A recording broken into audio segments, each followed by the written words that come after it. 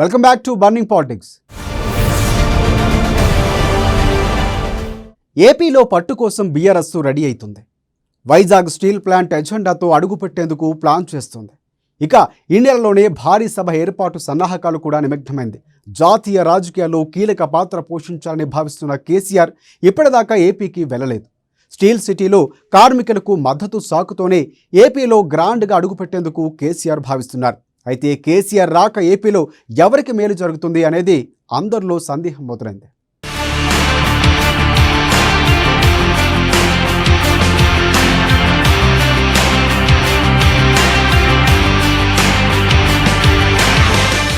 ఏపీలో బీఆర్ఎస్ భారీ బహిరంగ సభ ఈ నెల 3వ వారంలోనే విశాఖలో సభ. స్టీల్ కార్మికుల సెంటిమెంట్ను క్యాచ్ చేసుకున్న కేసీఆర్ స్టీల్ కార్మికుల అండగానే కేంద్రంపై పోరాటం, వైసీపీ ప్రజల్లో తగ్గనున్న ఆదరణ, జగన్ వ్యతిరేక ఓట్లను బుట్టలో వేసుకున్న బీఆర్ఎస్, కేసీఆర్ రాక జగన్కే మేలంటున్న విశ్లేషకులు.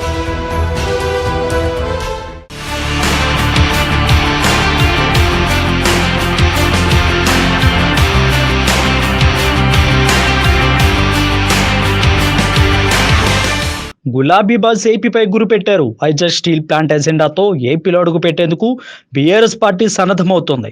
ఈ నెల 3వ వారంలో వైజాగ్లో భారీ బహిరంగ సభ నిర్వహించేందుకు సన్నాహాలు చేస్తుంది. ప్లాంట్ నిర్వాహకులకు, కార్మిక సంఘాలు చేపడుతున్న నిరసనలకు అండగా సంఘీభావం తెలపాలని ఏపీ పార్టీ కమిటీ పార్టీ అధిష్టానం ఆదేశాలు సైతం ఇచ్చింది. ఈ సభతో గులాబీ బాస్ ఏపీలో పాకా వేయాలని భావిస్తున్నారు. అందుకు ప్రజలను సమీకరించే పనిలో ఏపీ నేతలు నిమగ్నమయ్యారు.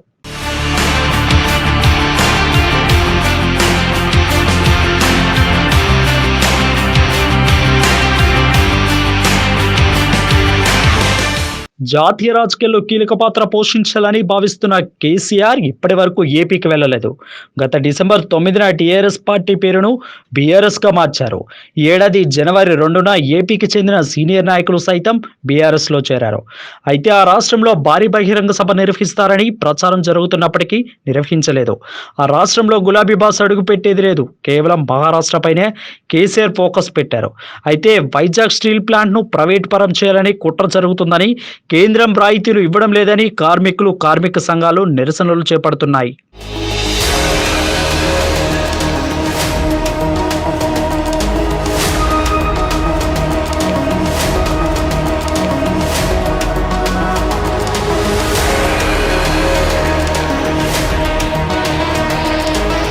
తెలంగాణలో ఇప్పటి వరకు ఏపీలో గ్రాండ్గా అడుగు పెట్టేందుకు కేసీఆర్ అవకాశాలు రాకపోవడంతో విశాఖ స్టీల్ ప్లాంట్ అంశంను ఎత్తుకొని ఎంట్రీ ఇవ్వాలని భావిస్తున్నారు.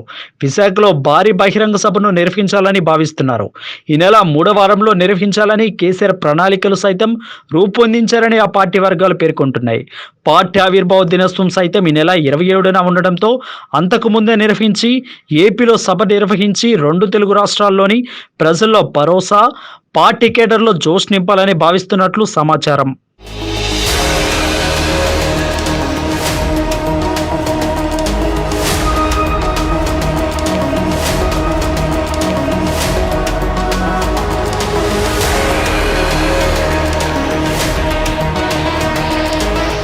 మరోవైపు అసెంబ్లీ ఎన్నికలకు గడువు సమీపిస్తుండడం ఏపీలో రాజకీయంగా విమర్శలు, ప్రతి విమర్శలు వేడెక్కింది. వైఎస్ఆర్సీపీ, టీడీపీ మధ్య పోరు తారాస్థాయికి చేరింది. అదే అదునుగా భావించి వైజాగ్ స్టీల్ ప్లాంట్ను అంశంగా చేసుకొని రంగప్రవేశం చేయాలని కేసీఆర్ భావిస్తున్నారు. అందుకే భారీ బహిరంగ సభ నిర్వహించి బీఆర్ఎస్ అండగా ఉంటుందని భరోసా కల్పించే ప్రయత్నం చేస్తున్నట్లు సమాచారం. తెలంగాణలో చేపడుతున్న సంక్షేమ పథకాలు, పరిశ్రమలకు కల్పిస్తున్న ప్రోత్సాహకాలకు సైతం వివరించి ఆకర్షించే ప్లాన్ రంగం సిద్ధం చేశారు.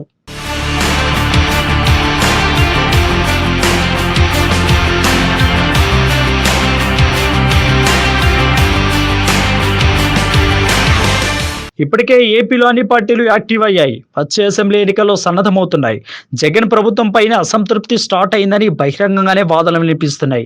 అయితే ఇప్పటివరకు జగన్తో కేసీఆర్ సన్నిహిత సంబంధాలు ఉండకపోవడంతో కొంత వెనుక ముందు ఆలోచించినట్లు సమాచారం.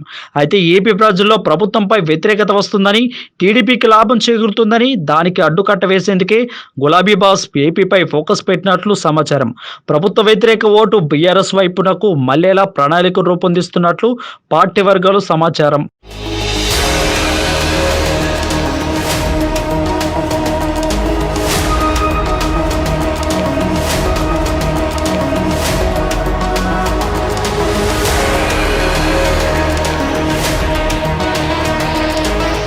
జగన్ కు లాభం కూర్చే యత్నంలో భాగంగానే కేసీఆర్ వైజాగ్ స్టీల్ ప్లాంట్ పేరుతో ఉద్యమ కార్యాచరణకు శ్రీకారం చుడుతున్నారని విశ్వసనీయ సమాచారం. అందులో భాగంగానే కేంద్రానికి పార్టీ వర్కింగ్ ప్రెసిడెంట్ కేటీఆర్తో లేఖ రాయించడం, ఏపీ అధ్యక్షుడు చంద్రశేఖర్ను సైతం కార్మికులకు సాంఘీభావం తెలపాలని ఆదేశించడం పార్టీ వర్గాలే పేర్కొంటున్నాయి. ఇదే అదునుగా తీసుకుని రాజకీయ చతురత కలిగిన కేసీఆర్ ఏపీలో పట్టు సాధించేందుకు స్కెచ్ వేస్తున్నట్లు తెలుస్తుంది.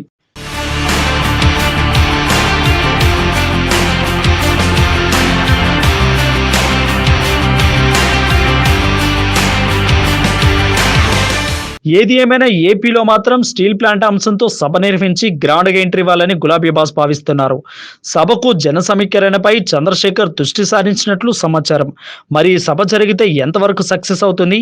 తెలంగాణ నినాదంతో ఏపీ విభజించారని కోపంతో ఉన్న అక్కడి ప్రజలు కేసీఆర్ని ఎంతవరకు ఆదరిస్తారో చూడాలి.